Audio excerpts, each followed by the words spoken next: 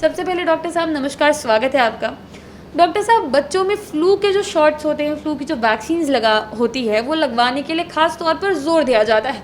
तो बच्चों के लिए फ्लू के शॉट्स लगवाना इतना ज़्यादा ज़रूरी क्यों है?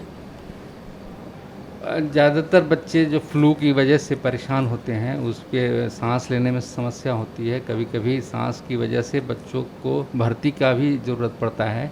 तो उससे बचाव के लिए फ्लू ही बहुत ही अच्छा वैक्सीन है और सभी बच्चों को ये फ्लू वैक्सीन जो कि 6 महीना के बाद दिया जाता है, 6 महीना उम्र के बाद उसको दिया जाना चाहिए हर बच्चों को, ताकि फ्लू जो सीजनल फ्लू होता है हर साल इसका अमूमन इस सीज़न में लोग देखते हैं बरसात, सर्दी जुकाम बुखार, इससे बचाव के लिए उसको देना चाहिए बच्चों को सब। डॉक्टर साहब, ये चीज़ यहाँ लोग अक्सर समझते नहीं हैं कि बच्चों को जो जन्म के कुछ वक्त बाद ही सारी वैक्सीन्स लगवाने पर जोर दिया जाता है।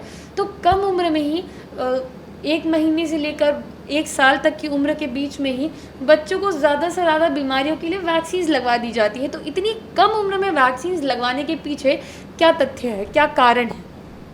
बच्चों में बहुत सी गंभीर बीमारियां होने का डर रहता है और उस वजह से वो बीमारियों से बचाव के लिए सरकार की तरफ से कई सारे वैक्सीन्स अभी उपलब्ध हैं और दिए जा रहे हैं, जिनमें है BCG है, पोलियो है, हेपेटाइटिस जॉन्डिस जिसको कहते हैं हेपेटाइटिस है, निमोनिया का वैक्सीन चल रहा है आजकल, रोटा वायरस डायरिया का भी दिया जा रहा है, DPT जिसमें टेटनस, डिप्थीरिया और पर्टूसिस जो कुकुर खांसी कहते हैं इसका वैक्सीन दिया जा रहा है, मिजल्स का वैक्सीन दिया जा रहा है, मिजल्स मम्स और रूबेला MMR वैक्सीन हो गया। हेपेटाइटिस का भी मैं बता ही दिया। हेपेटाइटिस B का वैक्सीन तो सरकार की तरफ से दिया जा रहा है, हेपेटाइटिस A सरकार की तरफ से नहीं है, लेकिन वो भी उपलब्ध होता है जो कि 1 साल के बच्चों को दिया जाता है 1 साल के बाद। और भी तरह तरह के वैक्सीन्स अभी आ गए हैं जो कि बच्चों को गंभीर बीमारी से बचाव के लिए दिए जाते हैं और बहुत ही ज़रूरी है।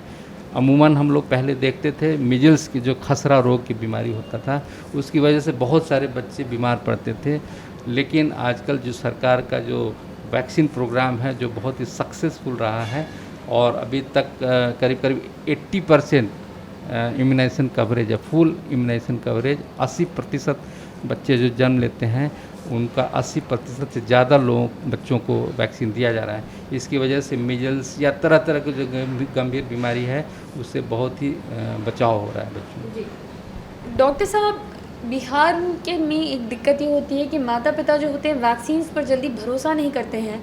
जो गांव के लोग होते हैं इन वैक्सीन्स को ठीक तरीके से समझते भी नहीं हैं, क्योंकि जिन बीमारियों को वो ही नहीं समझते उसका टीका अपने बच्चों को लगवाने का ख्याल भी अक्सर लोगों के मन में नहीं आता है। तो ऐसे में मैं चाहूँगी कि आप हमारी जो भी वीडियो देखने वाले दर्शक हैं उन्हें एक बार ये समझा दें कि छोटे बच्चों में जो बीमारियाँ होती हैं इनका खतरा ज़्यादा क्यों होता है? जैसा कि मैं पहले ही बताया था, छोटे बच्चों में इम्यूनिटी पावर, रोग से लड़ने की क्षमता बहुत कम होती है।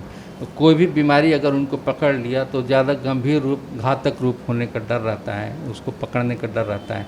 इसीलिए जो भी गंभीर बीमारी से बचाव के उपाय हैं उसके लिए वैक्सीन बहुत ही ज़रूरी है। और उसके लिए मैं जैसे बताया कि जन्म लेते ही बच्चों को पोलियो का, हेपेटाइटिस B का और BCG जिससे TB का बचाव होता है उसका वैक्सीन दिया जाता है। फिर 1.5 महीने का बच्चा होता है तो डिप्थीरिया, पर्टूसिस और टेटनस का सुई के साथ साथ निमोनिया और रोटा वायरस डायरिया के लिए बचाव का जो सरकार की तरफ से उपलब्ध है सब फ्री ऑफ कॉस्ट है। और हर आंगनवाड़ी केंद्र से लेकर के PHC और सरकारी अस्पतालों में जो मेडिकल कॉलेज है वहाँ भी उपलब्ध है। तो हर माँ बाप को चाहिए कि उनके बच्चों को सही समय पर उनका इम्यूनाइजेशन हो, टीका समय पर लें ताकि उनको गंभीर बीमारी से बचाया जा सके।